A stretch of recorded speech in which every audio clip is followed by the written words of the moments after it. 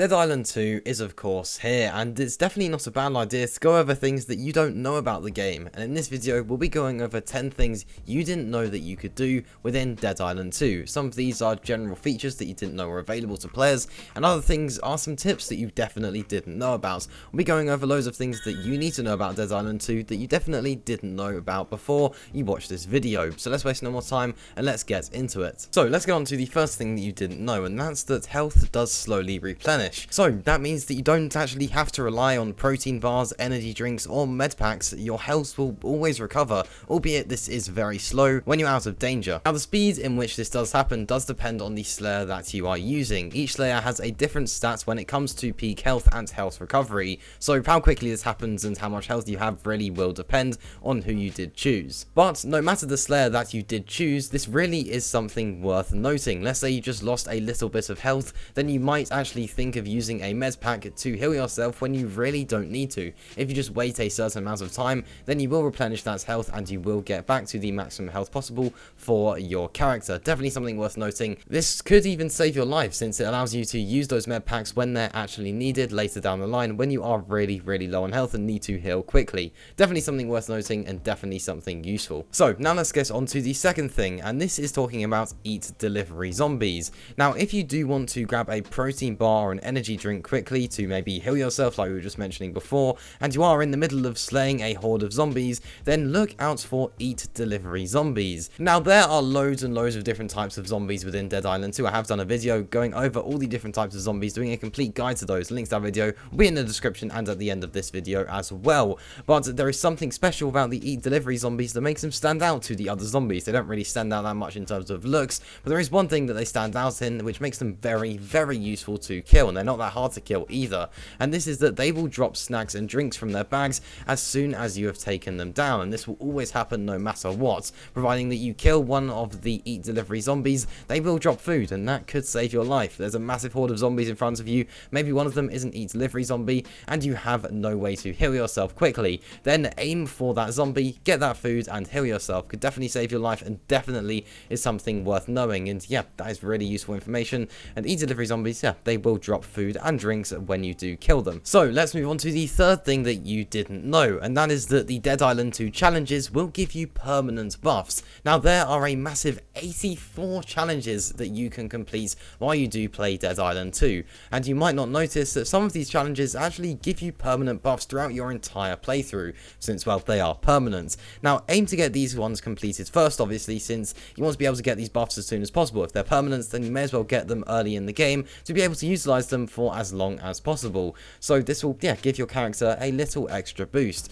Now challenges that will give you permanent stat boosts or improve weapon damage do include the serial killer, which is to complete combat challenges to boost your peak health. Then there is the weapons experts, which is to complete the weapon challenges, which will boost your weapon damage. Then there is the batter up, which is to slay zombies with curveballs to increase curveball damage. Then there is a new PB, which is to slay runners for a boost to agility. So the upgrades that you can get, which are permanent, is a boost to peak health, a boost to weapon damage, an increase to curveball damage, and a boost to your overall agility of your character. Definitely upgrades worth getting as well. I mean, being able to increase your damage for weapons and also increase your overall health is obviously going to really help you, and it makes sense to be able to go for those challenges and go for those challenges first before any of the other ones. Now I'm not saying don't go for the other ones, you still should. Definitely aim for the ones that are going to give you the boosts first, since, well, yeah, that's going to be much more beneficial in the long run. So let's move on to the fourth thing, and that is that named and apex zombies will drop some pretty cool stuff. Now if you see a named zombie in the area, chances are killing it will lead to a key being dropped. When this does happen, it will always be a key to a lockbox that's somewhere in that vicinity of where, of course, you have just tackled the undead, but you might not always know where. It is worth noting that you can easily check keys from the keys tab in your inventory menu for a description of the lockbox that you are looking for. Now not all named zombies will drop keys, but there are 146 of them to find. As well as named zombies, you can expect apex zombies to also drop them, so yeah, any named zombie and the apex zombies have a good chance of dropping a key, and definitely utilize that key. Don't just ignore it, since it will lead you to something pretty cool, whether that's just a locker or some sort of safe, anything really. It is going to, of course, unlock something. So yeah, definitely make sure to pay attention to when you do pick up some of those. So the next thing is that fast travel isn't available immediately. Now of course you can fast travel within Dead Island 2. Not everyone knows that, the beginning of the game, but later on you will be able to, but you can't do it immediately. You'll have to wait until you are actually quite a good chunk of the way through the story before you can actually do so, and then you can easily go through certain neighborhoods that you've already got your way through as soon as fast travel becomes available, but you are also limited on how you can use it. So each time that you do want to fast travel, you need to find one of the in-game maps, which are usually located at safe houses, and then you can go from there.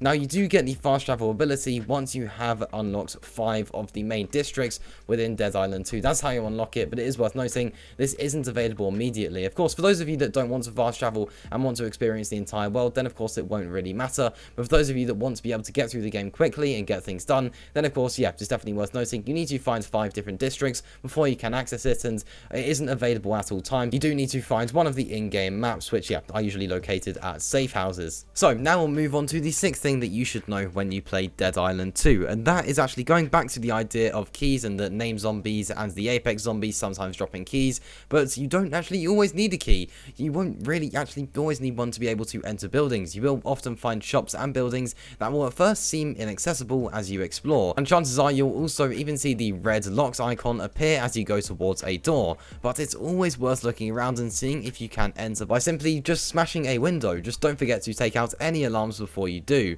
As well as this, some doors are locked by nothing more than just a maglock, so all you have to do is smash the nearby electric boxes to be able to get inside and open that door.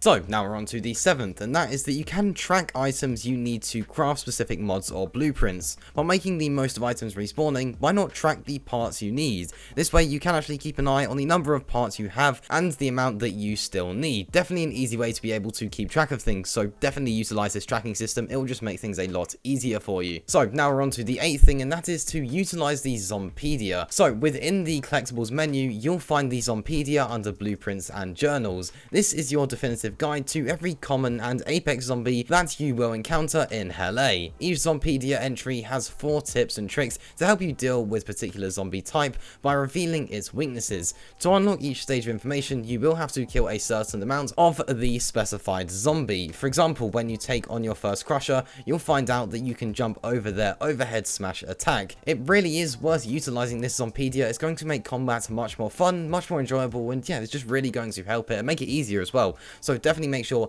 that you utilize this Zompedia and don't just sleep on it. It really will help you. It doesn't take long to just look through it and get some of those challenges done. Definitely make sure that you are doing so. So now we're on to the 9th thing, and that is that health and recovery items actually have extra benefits than you might think. Now medkits aren't just great for healing in Dead Island 2, of course, that's what we all know that they're useful in any single game, but they'll also remove any status effects for your character. So whether you are on fire or accidentally stepped in a bit of acid, if you use a medkit, you'll be able to be cured. Energy drinks are also useful, not just for health recovery, but to build your fury meter as well. So if you want to get that up quickly to maybe, take out a big herd of zombies, then definitely utilize energy drinks. It's going to make that process easier and also quicker. So yeah, there's more than just healing when it comes to the recovery items in the game. Medkits will remove any of the negative status effects that you do have equipped, and then of course energy drinks will increase your overall progress towards your fury meter. So now we're on to the 10th thing that you didn't know within Dead Island 2, and definitely something that will really help you, and this is that everything will respawn. So no matter what you clear out within a certain area, it doesn't really matter, since over time all things will respawn. You may miss a few things, you may only grab some of the essentials, but yeah, it really doesn't matter. Dead Island 2 actually encourages you to keep revisiting districts to complete side quests, find named zombies, or unlock secrets. Now during these revisits, you'll notice areas will become filled with loot again, so you can stock up on as much as you can and travel around when you need to upgrade your weapons to quickly find parts, and just make your way back there, and all the loot will have respawned and the same loot will still be there that was left there previously. It really is a great way to be able to do things, and definitely something worth noting. It's going to make things easier. You don't have to think about just going to new locations only. You can revisit older locations and there will be fresh loot there for you. So there we go, that does just about wrap up things here. Those were 10 things that you didn't know about and things you didn't know you could do within Dead Island 2, and that's definitely going to help you throughout your playthroughs of the game. And yeah, that does just about wrap up things here. Now, like I mentioned earlier, I have done a complete guide to all of these zombies within Dead Island 2. The link to that video is on the screen now if you are interested in watching that.